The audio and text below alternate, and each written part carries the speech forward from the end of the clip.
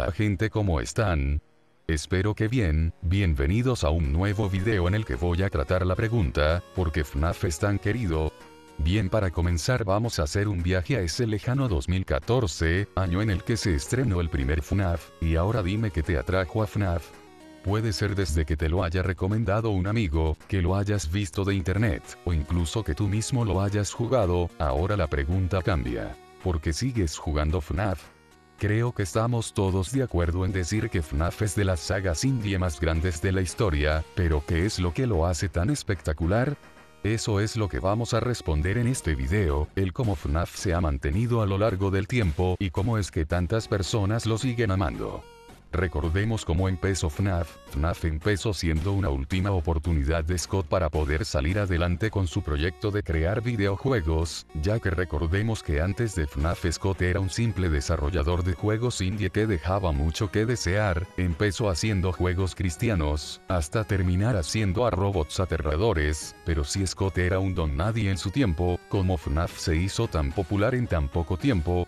Empezamos desde el punto de partida de cómo FNAF lo jugaron anticipadamente muchos youtubers de la comunidad de habla inglesa que recordemos, eran los más famosos en ese tiempo de esa comunidad. Todo empezó el 2014, muchos videos en tendencia, y todos del mismo juego, Five Nights at Freddy's, y este juego aparcaba muchas visitas en ese tiempo en YouTube. ¿Pero por qué?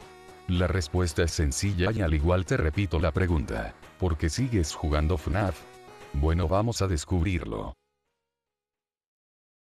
El gameplay de FNAF es simplemente fascinante, al menos para la época. FNAF empezó con una simple pero muy entretenida idea. La teoría era muy simple. Eres un guardia de seguridad de Freddy's Fazbear Pizzeria. En tu turno nocturno tienes que vigilar a los animatrónicos con tus cámaras, evitarlos cerrando las puertas y llegar hasta las 6 am. Si te das cuenta, FNAF tiene un concepto simple: solo usar cámaras, cerrar puertas y sobrevivir, todo por 5 noches. Sé que las mecánicas del juego parecen muy simples, pero la ejecución fue fascinante. La primera noche es un simple tutorial de qué tienes que hacer para sobrevivir, pero es increíble ese momento en el que ves a Bonnie moverse, sientes esa tensión y al ser tu primera vez, es probable que no sepas qué hacer, estás perdido, solo sabes que lo tienes que vigilar y cerrarle la puerta, pero llega inevitablemente ese momento en el que llega tu primer jumpscare, sientes una emoción de quieres seguir intentarlo, de cómo quieres llegar a completar esas intensas 5 noches, ya que completar una noche en FNAF después de muchas muertes, mucha frustración, es un sentimiento simplemente indescriptible.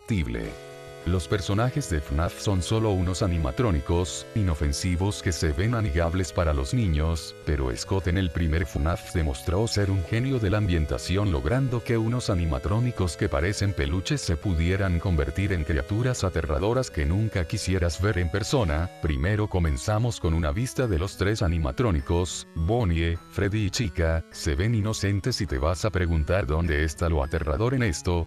Y justo en ese momento Bonnie comienza su movimiento. Tienes miedo de ver que Bonnie está cada vez más cerca a tu puerta. No puedes creer que un simple conejo animatrónico te va a dar tanto miedo, hasta que llega a tu oficina. Cuando Bonnie llega sientes ese sentimiento de desesperación para no morir, y ese simple conejo pasa a ser adorable, a ser muy aterrador. En todos los personajes de la franquicia ocurre igual, de como unos simples animatrónicos se vuelven de tus peores pesadillas. Y hablando de pesadillas, ¿sabías que Scott tenía pesadillas con Bonnie? Solo piensa lo bien hechos que están estos míticos personajes para que el propio creador le tenga miedo a una de sus creaciones.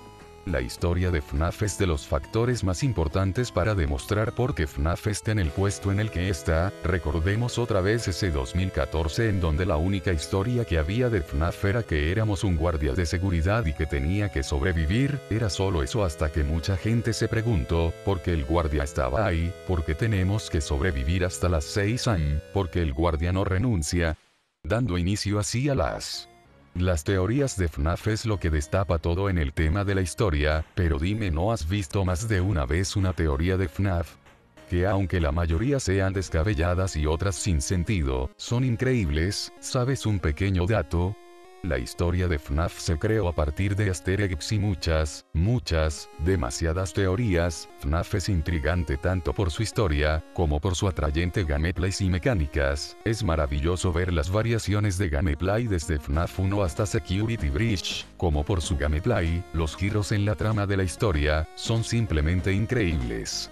La comunidad de FNAF es de las más unidas y cooperativas que he visto nunca. Gracias a un simple desarrollador indie, tenemos una comunidad maravillosa tanto habla inglesa como habla hispana. De todo eso tenemos joyas como lo son las cosas hechas por los fans o los fanmates. De todo eso salió Pogoes, The Joy of Creation, series increíbles como The Walten Files, mensajes de agradecimiento hacia Scott, música increíble y muchas cosas más, todo proveniente de un solo juego indie que no inspiraba mucho. Tenemos una comunidad gigantesca y unida, cosa que espero que siga así para siempre. A modo de conclusión, FNAF es revolucionario. Gracias a FNAF tenemos todo lo que agradecemos hoy en día. FNAF es querido por todo esto. La comunidad, sus personajes, su historia, sus teorías, su gameplay, todo lo que rodea a FNAF lo hace tan querido. FNAF es tan revolucionario que al igual que Scott, creadores que no eran conocidos por nada en especial, fueron de los más amados por la comunidad, como por ejemplo Emil Mako, creador de la saga de Five Nights at Candy's, que le tiene que agradecer a Scott toda su trayectoria y todo lo que consiguió gracias a su juego. FNAF es una joya que a día de hoy sigue siendo una de las sagas indie más exitosa de todos los tiempos, y lo único que me queda por decir es gracias Scott Cawthon.